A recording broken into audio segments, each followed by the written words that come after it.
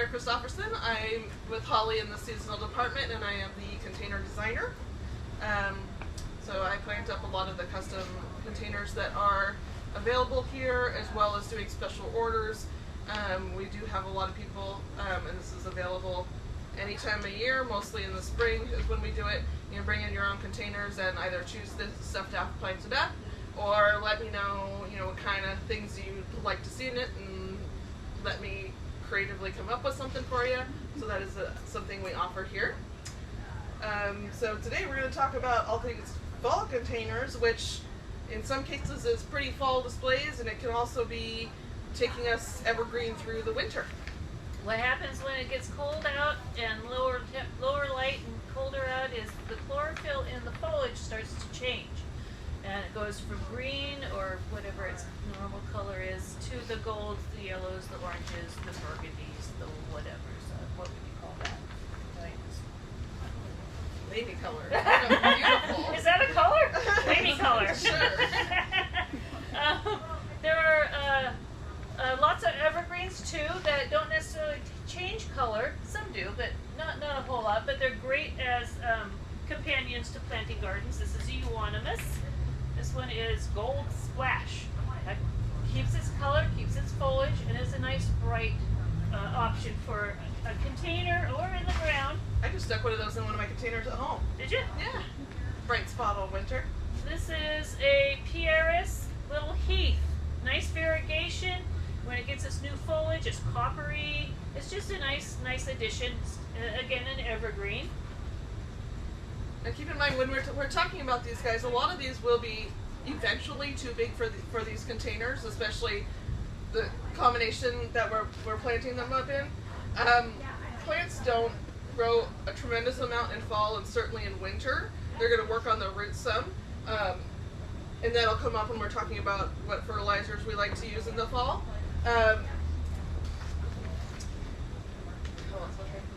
Okay, I'll go on to evergreen still. Another evergreen would be a heuchera. They come in a variety of colors. Some great colors.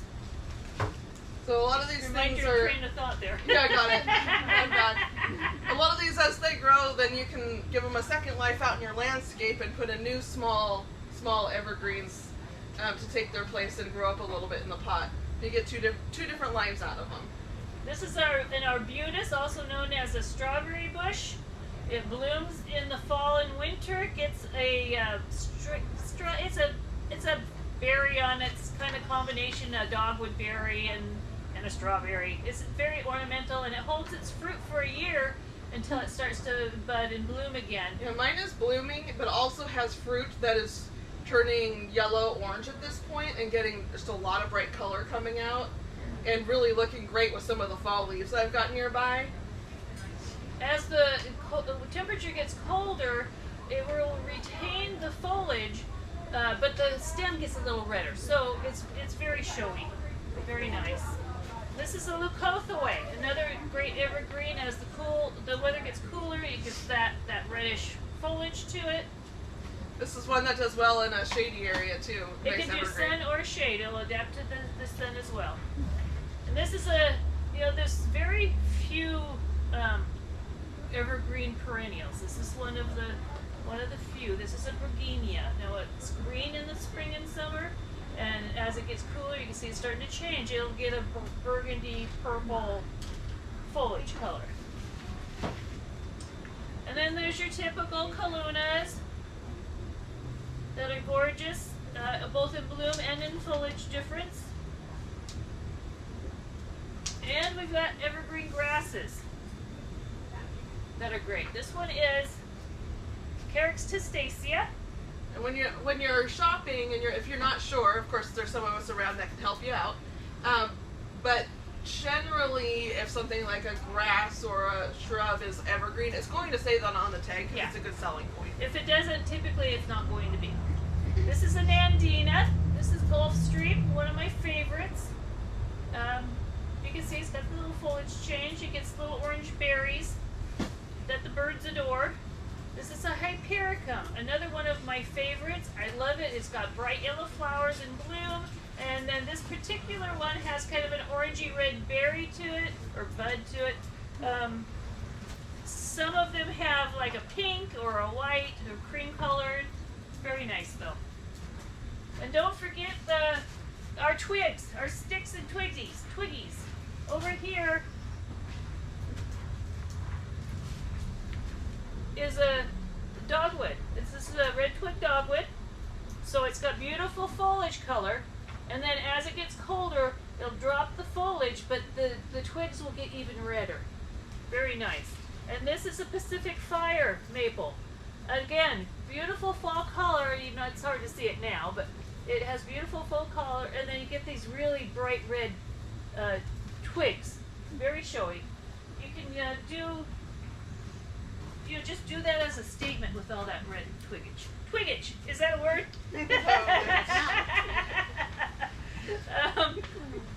Let's talk about soil. We've got a couple different soils that are great for potting in containers. We've got the Edna's Best Potting, and then we've got the raised bed. Both very good. To those, I do like to add. Yeah, those are a good base, and then you can use all of your amendments to customize it to the plants that you're, you're putting in. Today we're going to do a little sure start to get it adjusted before it starts to go down. Sure Start is excellent for any new planting, yes. But also it really helps encourage the plant to work on their roots, which is a great thing for them to do in the fall and winter when there's not a whole lot happening on top. So we're going to put that in there, let them really dig those roots in while they're sitting in these containers. And I'm also going to add azomite. Azomite's trace minerals. You put that in to help the plant store nutrients. Very important. So that as they're using their nutrients, they're bringing it up and storing it so they continually use it, and it helps them create a nice healthy plant. We also use, I didn't dust them up. We also have oyster shell. It's calcium. You want to add that to the soil. That is going to help your plants become very good, strong, healthy plant cells. Very important. Like we have dairy products for our bones. They do calcium for theirs. Choosing your container. You want to make sure it's got drainage. You want to keep in mind the color. Some colors are very hard to match with plants. The size. The size makes the difference of how many plants you need. If you have a container at home and you're coming in and shopping for it, it is very helpful to know how big your opening is. I ask that all the time. People are like, oh, I don't know. If you measure across and you say, oh, it's 14 inches, we're very used to planting in that size. We know what 14 inches can hold. So We're pretty much used to any size. but knowing a somewhat accurate size is going to help know that we're going to make a nice composition in the pot that's going to be full but not too full for you and help you out that way.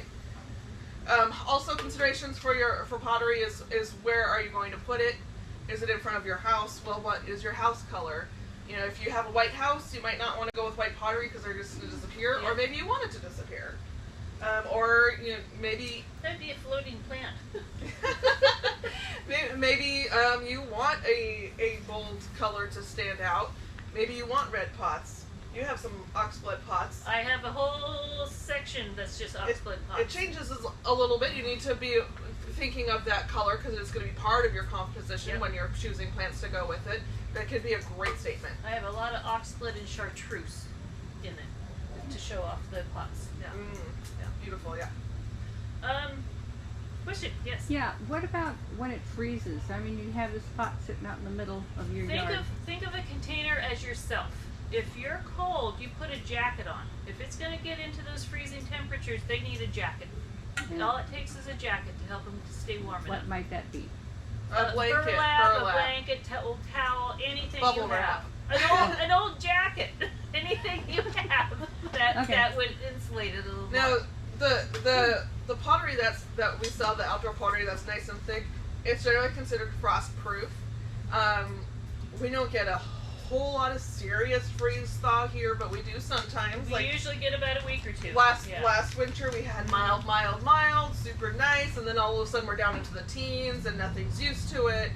But that can also be if you've got any little cracks in your pot and Yep. moisture gets in there, the freeze is gonna make that water gonna expand and crack. Right. It's gonna make it break. So we sometimes drag home cracked pots that we get in deliveries, and Little silicone. knowing that it might not be long lived, but that's why we don't sell them. If we see a crack in a pot, even when it's a small one, we're not going to sell it at least for a full retail price, because that is a possibility. And keep in mind too, even though these are frost proof, it doesn't mean they're insulating even that much more. Because that's another consideration in your containers, is to remember in the winter, this soil is not going to stay as warm as the soil on the ground if it's not insulated like the ground is insulated. That's why you want to protect it more. Yeah. And also consider your hardiness. If you're putting something in zone 7 in the ground and it acclimates, it's probably going to do fine over the winter. If you put a zone 7 in a container, It'll be iffy in a container. Yeah.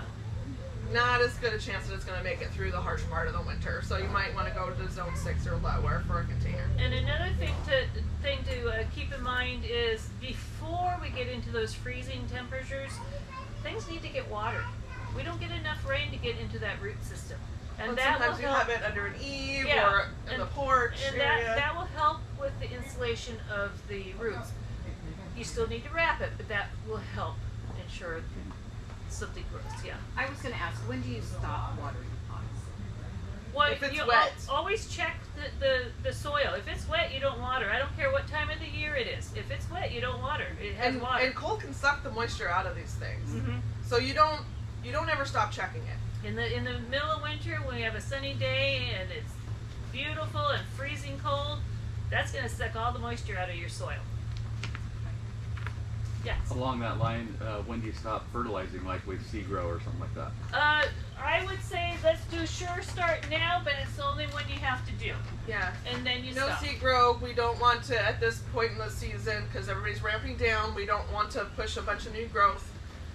So at this point, we're not fertilizing, except maybe with things that are going Yeah. to help the base We're of just the going plant. to promote the roots, basically. We're not for going, this. your nitrogen, generally, that big N in there, is this nice green leafy growth. We don't want that this time of year. Because then when it gets cold, all those ends are going to get nipped and, Nipped in the bud. yeah.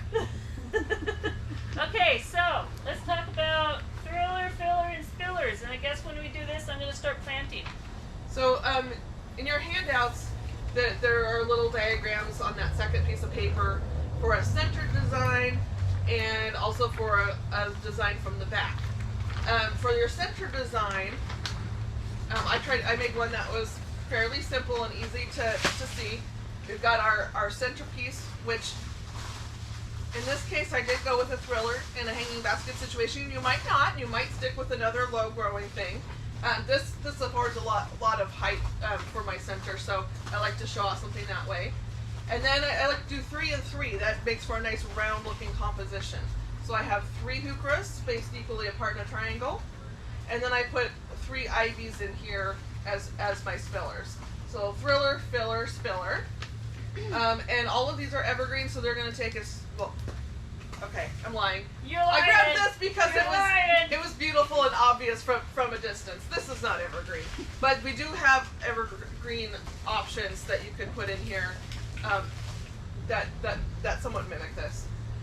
So Holly is going to do a centered design, but instead of doing the 3 and the 3 of the same plant, she's going to mix it up a little. But you'll see that she's going to combine she's got her thriller in the center, and then she's going to put different heights of fillers and spillers as she works her way around.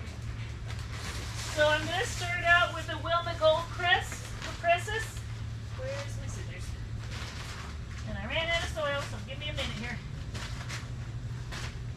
We sell a lot of these this time of year. That bright chartreuse is so welcome Very, when it's just very, dreary and yeah. gray out. Very popular. And it's one that I have also grown in a little more of a low light area, and it's held on to its chartreuseness. Oh, that's good to know. Whether that's a word or not, I don't know. Chartreuseness. So I'm then going to add Ophiopogon. This is a grass that's going to spread as a ground cover. You know, in containers, when I plant perennials, trees, shrubs, etc. I'm intending it just to be for a season. I don't want to see the same thing every year. So I plant things that I like so I can move them into my gardens. So that's Ophiopogon. Many of us know it as mondo grass, black mondo grass. Oh, that's right. I'll help us all out. now is the time for mums, and ornamental cabbage and kale, fall winter pansies, Asters. asters. So we like to add those in as well. This is a mum or a chrysanthemum. So that's not going to be evergreen, but it's going to give us that great fall color that we all like this time of year.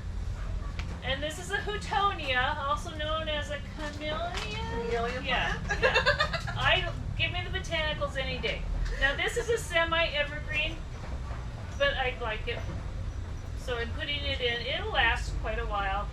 And Keep in mind too that we are open all year, so if you have stuff like this that maybe at the end of the fall season it's not looking so great, come in and grab some pansies to fill the spot.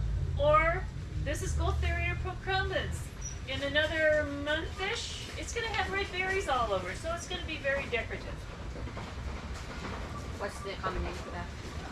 Wintergreen. So edible. That's what they make the flavoring out of. Yeah, so once these berries mature, you could pop them in your mouth, and it's like, oh, that's kind of toothpastey. I see that. It's interesting because it's not sweet, but it's toothpaste. But yeah, they get the little white flowers. Some of them still have white flowers coming, and then they get these berries that some varieties turn bright red, and they'll hang them over the edge. There are some that are white with a pink blush. And then we have a variegated variety that these are a good creeping shade ground cover once they come out of our pot. This is a gorgeous patch in a shady area because it's got those pinks and those whites that really brighten it up. This one too also gets red berries. I'm also going to add Vinca illumination. Now it's going to get long, which is fine. When it gets long, you just take your pruners and shorten it up, just like getting a haircut. This is Mudguinea. Beautiful fall color. Again, this is not an evergreen, but you're going to have the fall color for a while in your pot. Is that a shade plant? This can take low light sunshade. It can take a lot. Now what happens They is can also do sun, right? yeah, that's what I said. This is also in the spring. You're going to see flowers first, then the foliage. Look, is it tucked in? And then we're going to put in a pansy.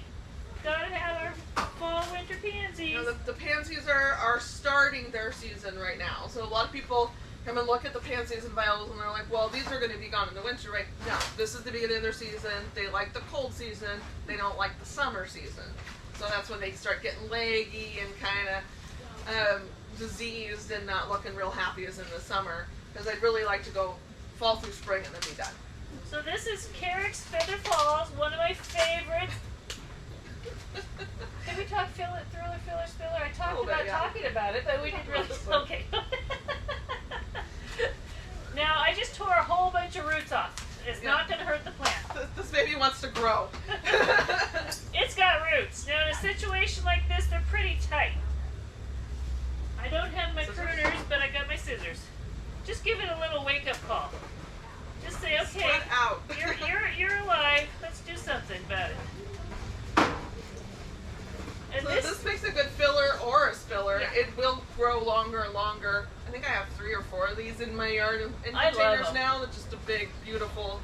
If you have a large container, it will grow into a large container. It's gorgeous. Okay. Hanging baskets, great for that too. This is a hoopera. This is one of my favorites. This is Forever Red. When it's in the sun, it is on fire. It's so one of her favorites. She ordered it twice from the same vendor last week. Let's see. We'll put in another Vinca because I'm OCD. It's going to be the ones.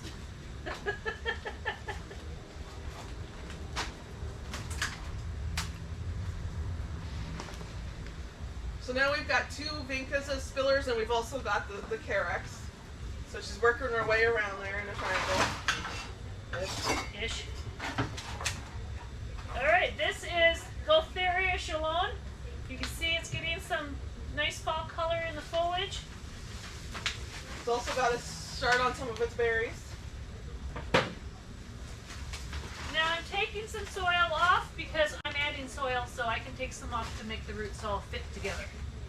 Now it's going to be, I like to do my pots tight. It's going to be tight, but the root's going to go down, so it's got plenty of space. Alright. Does that make it hard to take them out next season? That's what a hori-hori's for. Gotcha. It can't. Sometimes you gotta kind of cut some things apart, but also we're gonna have some things that die back. You know, the pansies and violas and stuff. If you wait long enough in the spring, they're kind of gonna be done. So then it's like, if you're ripping apart their root ball to sacrifice it for other perennials, that's fine. So I'm just adding a couple more pansies. And we've got a pot. So do you have those tucked in tight enough that you're not going to need to add more soil? No, you always need to add the soil. So how do you do that? How do you do it? You can either use a trowel, you can use one of your containers you emptied, or you can use your hand. When I get down to the little spots inside, I'm usually doing it by feel. Yeah. You know, oh, my finger's going down a hole there, and you just squish some soil in there. Because of course all of your root balls, there's some square, there's some round, there's going to be gaps in between them. So even if you got it packed tight, you got to fill in those gaps, or those roots are just hanging out in the air and there's no water there. So you're gonna show us how to do. Yeah, we're gonna. I'm giving myself a challenge. I was running out of time on Thursday, my last day here, and figuring out what I was going to do for you. So I decided to take this container that did not sell and has gotten a little wonky and overgrown, and we've got annuals in here to rip out. Got my hori just in case. Hori-horis are such an important tool in gardening, whether it's the ground or the container. More useful. This is good cutting. I've got a saw here. This is excellent for cutting your twines. Ripping open the bag. Yeah. And That one's got roots. measurements on it for like if you're planting bulbs. I have a couple of them. You remembered your gloves. I did. Oh my God. It's because I have a barberry in here. You can't see it because it got swallowed up. We're always learning. This is what I do professionally, and I'm always learning. So when I planted this in the spring, this was my height, my centerpiece. My Mexican orange here grew a little bit faster. And so he's the tallest guy in the pot now. And then I have this wallflower that was about the same height as this guy when I planted him. And he's all leaning over. These are a short-lived perennial. I very much encourage you, if you haven't grown wallflowers, botanical? Erysimum with an E. We get them in our department. They get them out in the sun perennials. They bloom all season. They're just fantastic. Gonna live for maybe a few years and then get kind of scraggly, but it's worth it because of much as it performs. It used to be 20-some years ago, Bull's Mauve was the one that bloomed 10 months out of the year, and then they've started making more, throughout the years that do the same Yeah, thing. so there are a lot of the lavenders, but there are other colors as well. They Yellows, do need oranges. to be deadheaded, too, to continue blooming, yeah. You can see that this has had blooms all the way up, and then when you go back to someplace branching, it's going to send out some new ones. But we're going to retire it. Yank her out. Yank it out. Oh, just ripped off its roots. See the Calibrachoa. Bye-bye. Thank you for your service. I don't think that's even showing anymore.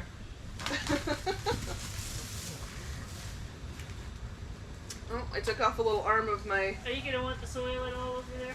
Oh, I probably. I don't know yet. Well, bring it over just in case.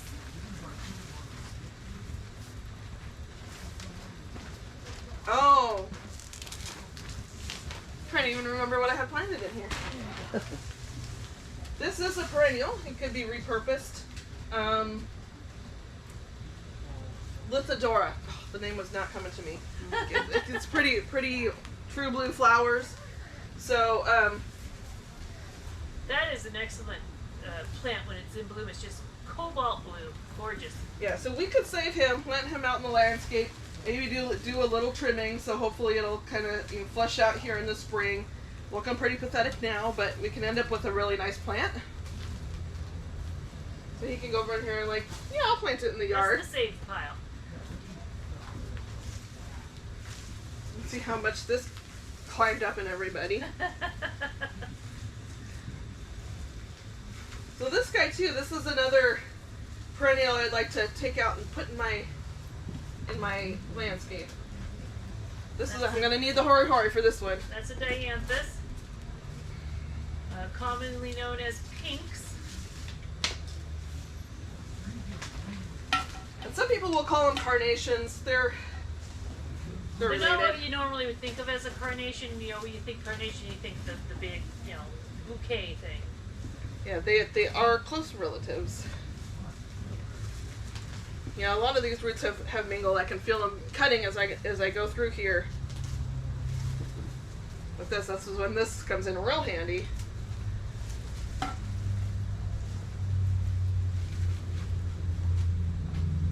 You can do it! Alrighty. And always good when you're transplanting these guys. I did a little damage to the roots. I'm gonna chop the top off so it doesn't have to support all that as it's getting its roots back into the soil. At this point, you want it to concentrate on its roots, not its above ground prettiness. All growth takes energy, and we want to even it out whenever we can. If we don't have a lot on the roots, we don't want it to have to support too much on the top. And because it takes a lot of energy, that's why we add the azomite, so it reserves the nutrients for that. All right, this is my sad barberry. Believe it or not, this was a red barberry with green edges. This is what happens if your barberries don't get enough light.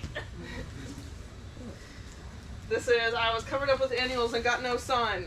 I'm green and sad now. So, note to myself, that one doesn't grow fast enough to keep up with annuals. That is something that, like I said, it's always a learning curve. You learn with every container you do.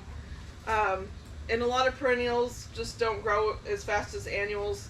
Annuals have one season to do their whole life cycle, so they're fast growers, and they take a lot of energy.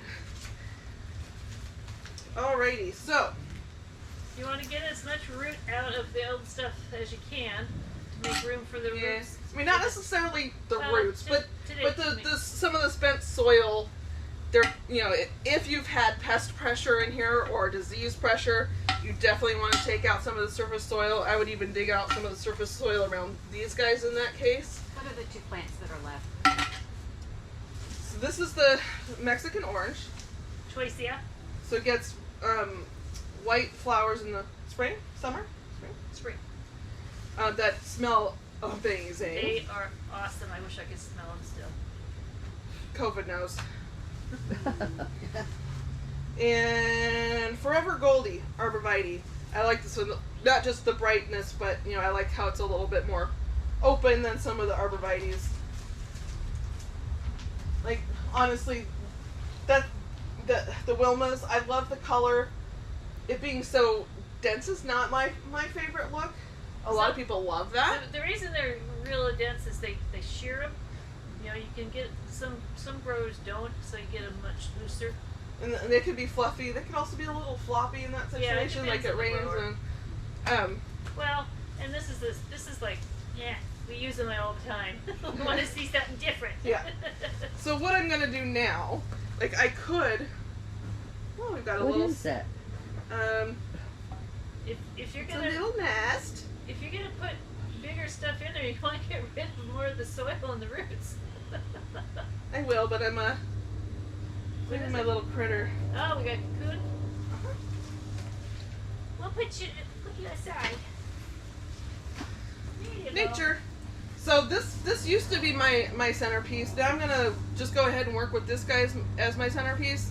I could take one of these out and just use the other, but I'm gonna stick with this guy. And I'm gonna need. It's always kind of interesting too to dig down in here and find out like how your watering's been going. You want to be on this side? Maybe my face is in it. Okay. So I've got kind of a bigger guy I need to put here, so I need to do some more digging. Get a bigger hole. Well, you can take some soil away from the plant too.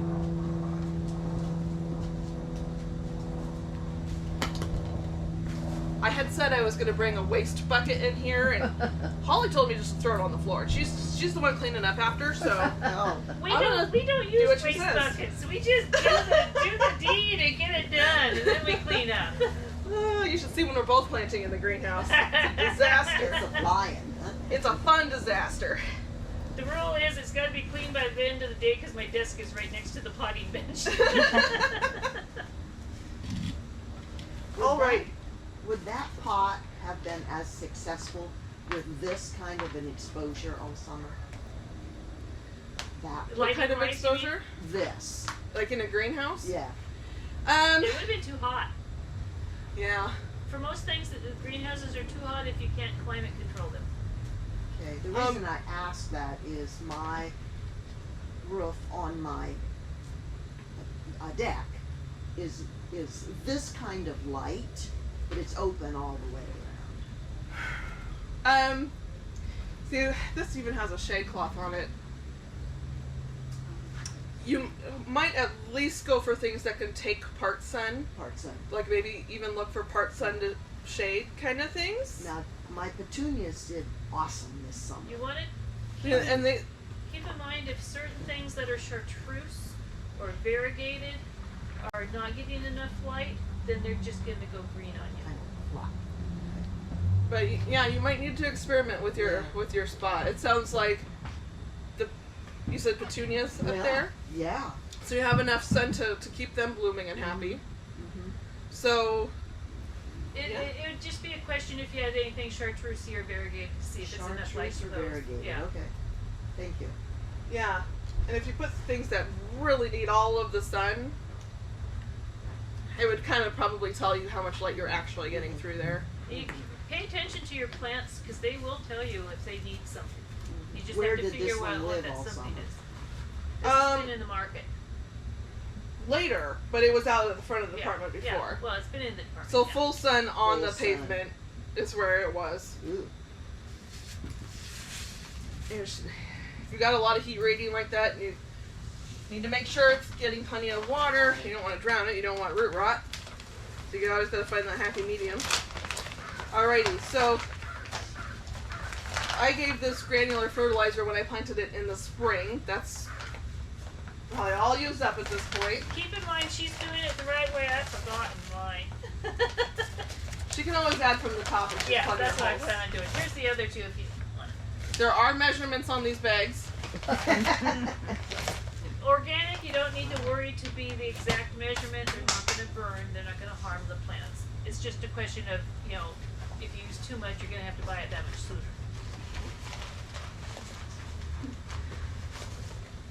So she's putting down the azomite, and that's for helping the plants. The trace minerals. Yep, that's for helping the plants reserve their nutrients. And then we've Also, got our if you calcium. garden with veggies, fruit, herbs, it also enhances the flavor of all your edibles. Very big, huge difference. Now, on that. what you guys probably can't see is that I do have roots exposed from these guys right now. So I'm getting plenty of fertilizers and supplements around their root zones too.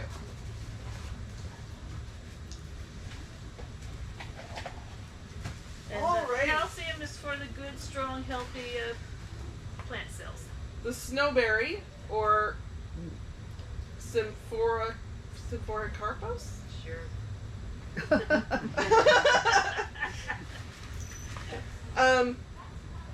These are native, correct? Yeah. So always great to plant natives, because all of our pollinators and birds and stuff are going to appreciate it. This is what they're used to eating. Coming in different colors. Yeah, you can get like coral pink as well. Used to just be white, but there's other colors now. As we do, we've messed with the plants. So,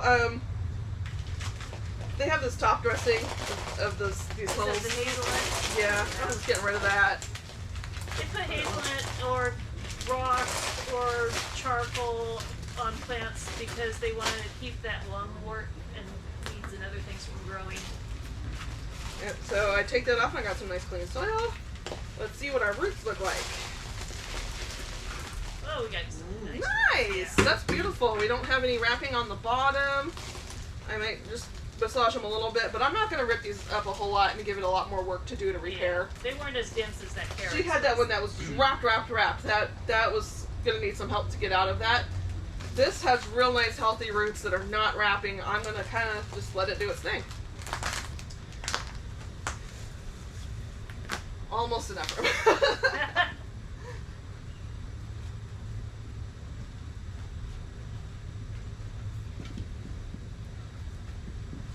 Now, one of the things, like, as I'm digging in here, there are plenty of fibrous roots down in here. And if there's big stuff in the way, I'll take it out. But also, one of the things that these organic fertilizers do is they add mycorrhizae and other good things that work with the plants via their roots to help them take up nutrients. So all of those roots that are in there have, coupled with those partners already. So if we're leaving some in there, then they could go from those roots that are no longer attached to a living plant and kind of help more quickly colonize the new plant and the new roots. And mycorrhizae are beneficial fungi and roots to help support the root system. And the raised bed has that added already into that soil. Alrighty, I'm probably gonna have to fuss with this little part. I just pretend. It's fitting in there great. It looks like it's got enough room. Alrighty, so I have a lot more plants. Let's see what fits. Have you noticed I'm purposely not driving the container? My hands are still. Good job. You're trying real hard. I'm trying real hard. That's all I do is I drive the container. I think we were both doing that at one point. So I brought this in to kind of put as a centerpiece. Maybe you guys can kind of help me. I could squeeze it in there. I like it. That's an echinacea. Let's see, I also grabbed one of these Carex Feather Falls for a trailer. I've also got a potential Vinca for a trailer. I have a heuchera called Grande Black. It's really pretty. It looks like it has black veins with purple in between. I grabbed a goldenrod. These are not all going to fit. Aww. Plumbago. Blooming right now, blue flowers, but also has that lovely burgundy in the leaves. I think I'm certainly not going to put both of these in there because I already have the white and green here. Let's see. And keep in mind that Serenastigma and Plumbaganoides is going to spill over. So we'll go ahead and put this guy in there. It's pretty and bright. I like that fall pop.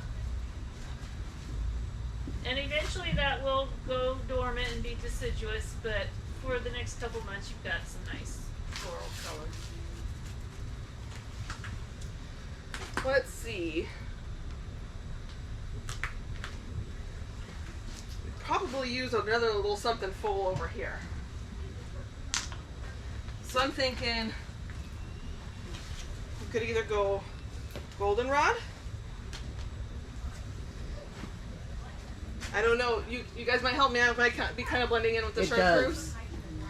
Or we could get that burgundy and blue in there. I like the burgundy and blue. All right. Let me see if I can squeeze this root ball in here. Remember, you take away from it. And then the You burgundy can also Haruka. squish. That's what I do. I want to be satisfied. I want it all full. So I squish. The heuchera would match the burgundy Yeah. in front. All right. Which direction do you want to go? This Looks way. like it's tilted that way. All right. So my space in here is not quite this wide. You can make it fit. Oh my God. You should see what goes on in that greenhouse. It's going from this shape to this shape. I didn't cut the arms off. What's the technical term for that? Squish. Squish.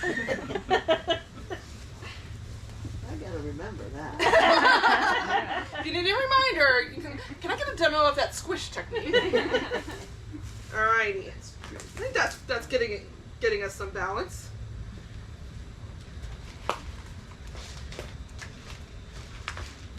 Heuchera. Hooker's come in so many incredible colors. I mean, there are so many colors. Reds, oranges, chartreuse.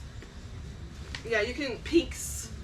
So often when I'm doing a combination, well, sometimes I'll decide, oh, I really want to do something with this heuchera and play off that color. Sometimes I'll kind of get everything else together and go, okay, now which heuchera really brings this together, because there are so many options. A lot of times heucheras and things like the pansies are going to be my last, because there's color to go with everything. And that went from all that ratty stuff that's just old and tired to this beautiful container. How long will the echinacea last? About 2 months. It depends on the weather. It's all temperature, weather related. Yeah. So I'm going to use this as my trailer. So I'm kind of running out of room. And I think that guy would really kind of compete with these. So we're going to stick him in. He's an evergreen trailer. All this is going to come out and down and kind of give us that lightness to mimic that right there. So we got the dark tones. We got a bright pop. We got some chartreuse to keep it bright through the winter. What do we think? Yeah, great. So yes, this is going to be done at some point here. Again, you could come get something else to fill up that hole for the winter if you wanted to. Even if you wanted to do cheap pansies, which would start out short, but eventually they I was just grow going up. to say that. Eventually they'll find their way through. Or you can find another evergreen to go in there. So if you pulled it out, switch to pansies, what do you do with the echinacea so you don't lose that? Find a spot in your garden. You can plant it then? You Absolutely. can plant anytime the ground's not frozen. Yeah. Okay. Just keep in mind, even in the winter, watering needs to be done. We don't get enough rain, believe it or not. If you take a shovel in the worst of our rain and you go out and dig, you'll have water down to about 3 inches. The rest is going to bone dry, and that's where the roots are. Is down here, not up here. So The last yard I lived in, there was quite a grass weed layer around a tree. When I started digging, I had 6 inches of roots and powder underneath. yeah. And this was in the spring after a full winter of rain. So it depends on the area too. It Soil never hurts area, to stick a yeah. shovel in and see what's going on under the surface in different areas of your garden. Just because one has good saturation doesn't mean another area is going to. Depends on the soil, depends on what's been growing there. This would hellebore might be a good substitute. I'm just gonna lift this out for a moment.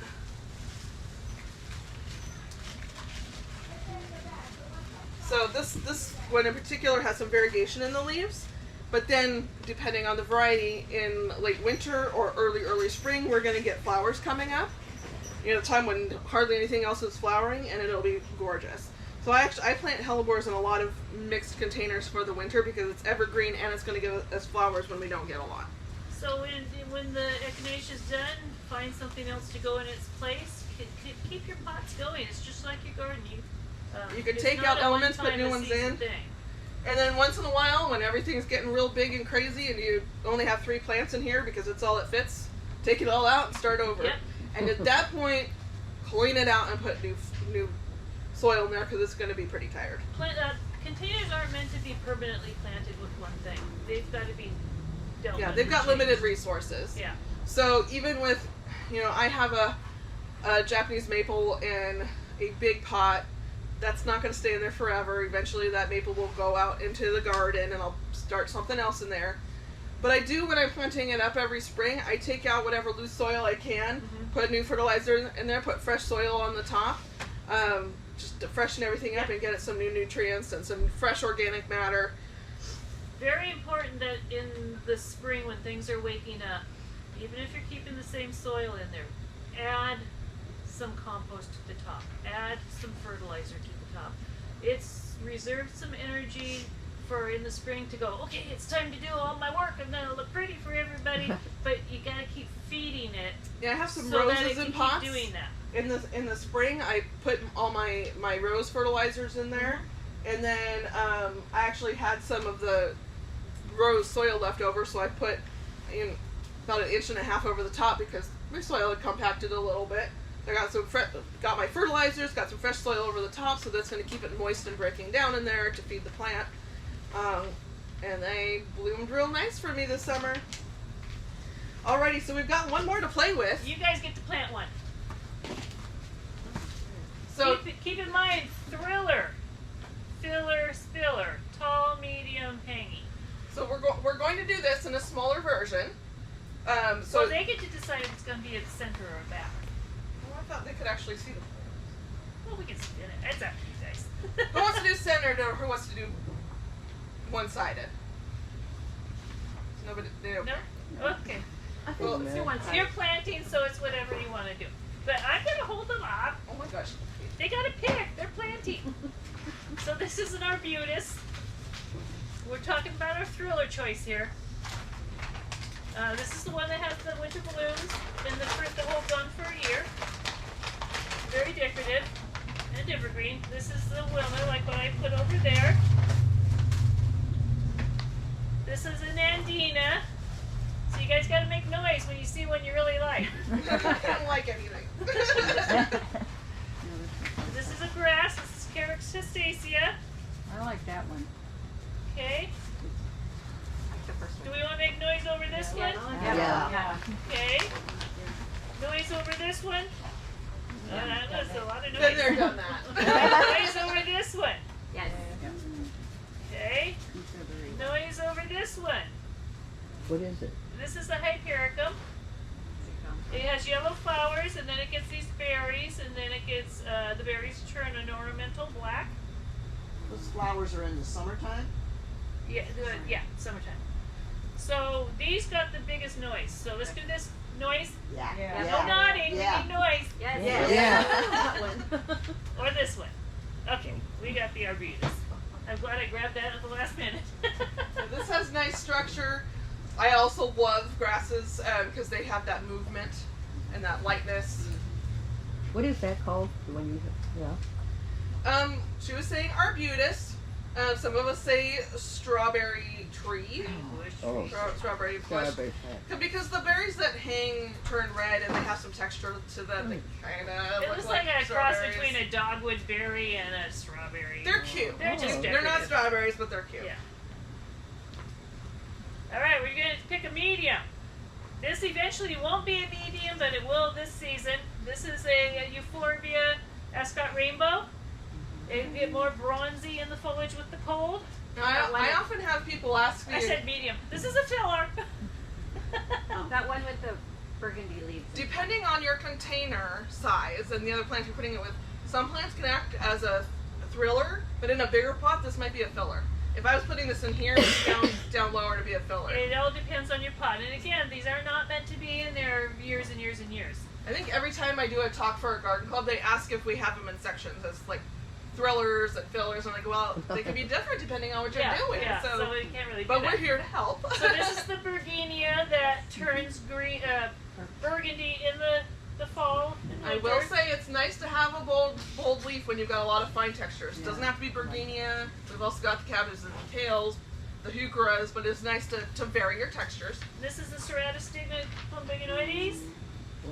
I'm not getting any noise. Virginia.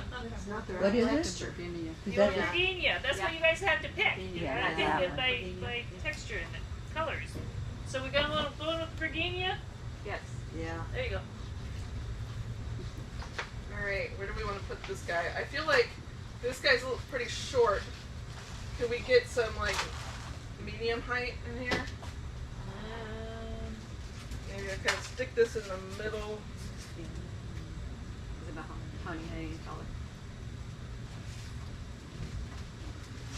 On the edge. Okay, here we've got some mums.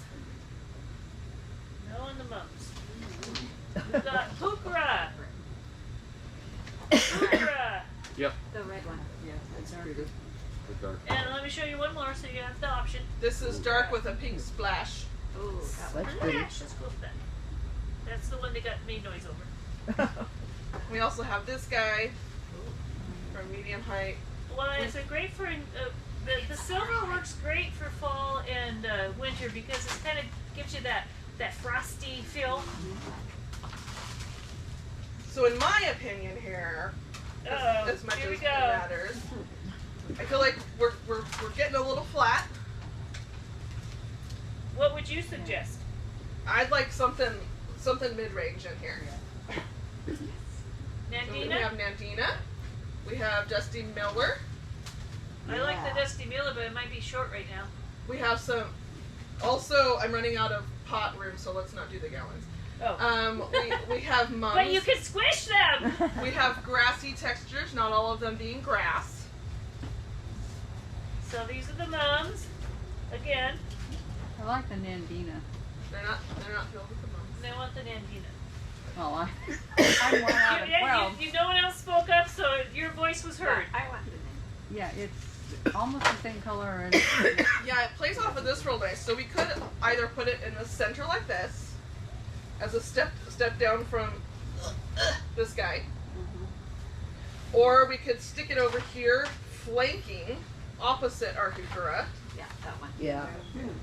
So then we need to get a guy over here, maybe a grassy guy, like the Loriope or the Nacella. I don't have a or Loriope. Oh, we do There's have a Loriope. What Okay, about here's a the one- how about Loriope. she this told me one to bring down plants below? in. There's I one didn't know down, you didn't. there's Huh? one down below here that she didn't use in The this. Carex, Yeah. the Feather Falls, or there's the Acorus. So Loriope, Acorus. No noise on those. We've also got Nacella. Hellebore. I like that one. Yeah, Yeah. that's Do we want to look Nacella? at it? Let's look at it in here. Just kind of blends in. That's pretty. Get some softness, softening the edge. Yeah. All right. We got room for pansies. We want a trailer. Here's our trailer options. Lysimachia, Numularia, Creeping Jenny, Vinca Illumination, Jenny. and we got an Ivy. I like the creepy Jenny. I do too. Creepy Jenny. Yeah. There you go. So this is going to be a fall into the winter. Once it gets really, really cold, these die back and then pop back out in the spring. But against a cobalt blue pot, Now I love it. let's pick one or two pansies. How about a Purple. Oops, purple. Red. Red. One Yeah. Bluey purple? Yeah. My husband would kill me that his business was coloring. I always say the wrong colors. Yellowish. Red? Red. Red. Orange, yeah. Red. You wanna do one. All right, so this will grow and get a little taller, so we could stick it in here.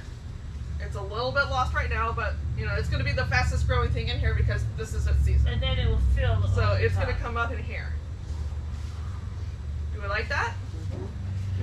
Alright, you guys built yourself a container. Pretty. So other things we could have gone with, we could, if we wanted to lighten it up with Dusty Miller, could have done that. We could have put a mum in here and then waited for the mum to be done and then put our pansy. We can really play with it. Show what the mom looks like.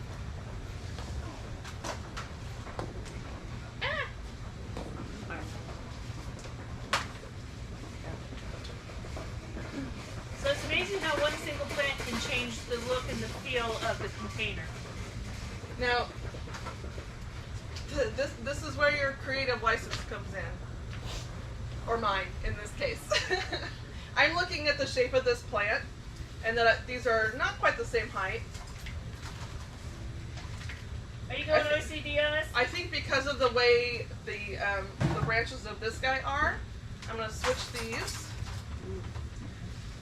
which means I'm going to switch these two because I want to put this opposite this color.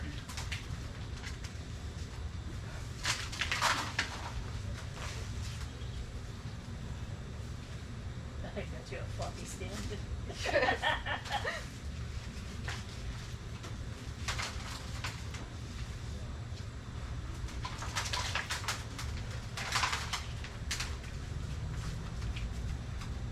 Feel better? All right, there So we go. Okay, great. All right. Questions?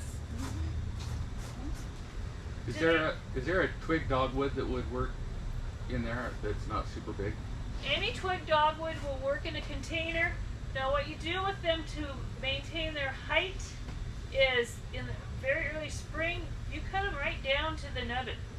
And that, instead of 8 feet tall, it'll get 4 feet. And then its new growth is super red. Yeah. So if you do that, Or orange or yellow, they it's come kind in of different a colors. rejuvenation cut. Chopping it, having it reset, then you get nice bright growth. If you cut it up high, then you get branchy growth up higher. Yep. So it's a preference. You know, you can always, if you wanted to have a full shrub and kind of do some different cuts, you could get it shrubby. But I like to have big, graceful red sticks, so I like to chop down to the ground and let it start over. Yeah, and we like to use the branching in the wintertime too. Whether it's sticking them in pots or in a Yeah, you could absolutely. If you have one of red twig in your yard, and you want to start chopping it down, you can come in here and stick them in between plants and get some fun texture and color that way.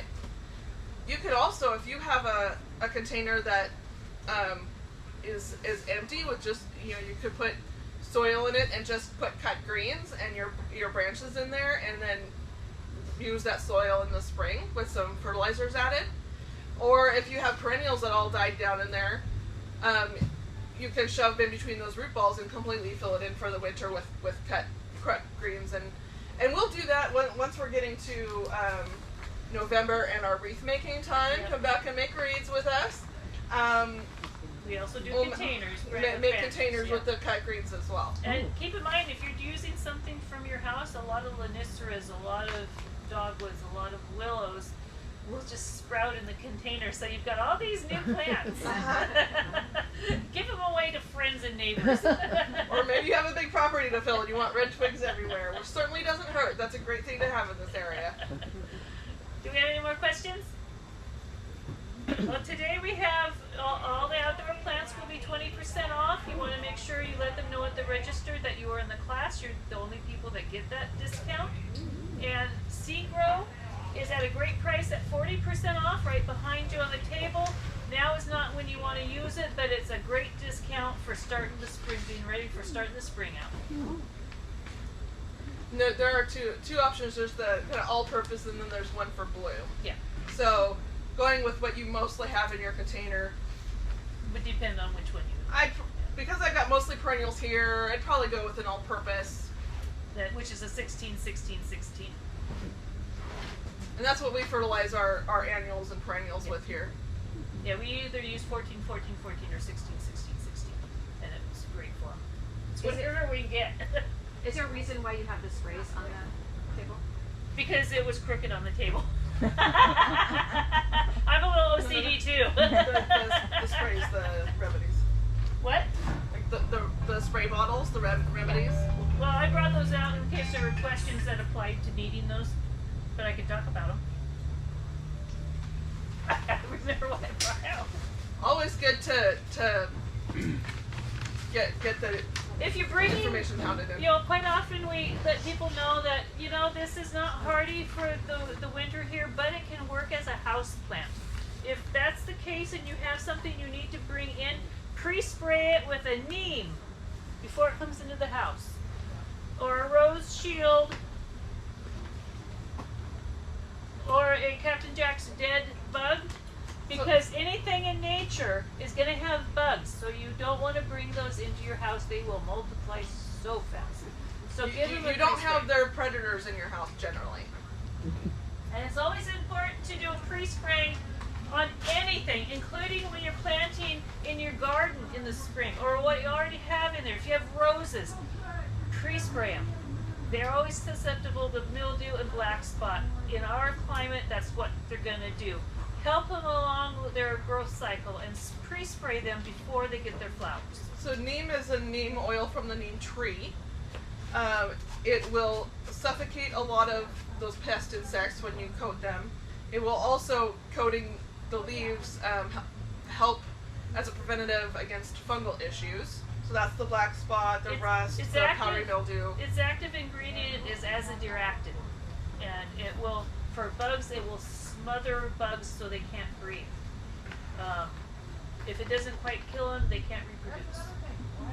So black spot. it's Always gonna when you're come- spraying, try to do it when you don't have our beneficial insects out, but Yeah. bees buzzing around, like in the evening when they went to bed maybe, and then that can dry on the plant overnight. And never spray when it's sunny out. Do it, early in the morning or later in the afternoon, where it doesn't have sun. And if you ever have issues with your plants, a lot of people come in and start asking us questions, what can I spray with this? If you have pictures of the issue, that helps us out a lot. Also knowing what kind of plant it's on, because different plants have different things that tend to like them. And if you're in the middle of gardening and you see an issue, you don't have to come in. Take a picture and send it to us. We'll blow it up. We'll figure out what it is. We love emails, because Yeah. if the person checking the email doesn't know, they can call someone else in. Or if we need another prescription and we have to get it bigger than on a phone, it's helpful if you So send good it. resources here. We want to help you with all those issues, help you be successful. And always take a picture, close up of the affected area, and then a distant one, because sometimes that helps us. And then give us information on the soil and how it retains moisture, and on the lighting. All that helps. Okay? Any other questions? All right. Well, thank you for showing up Thank and you. watching us do our thing. Thank you. Have a great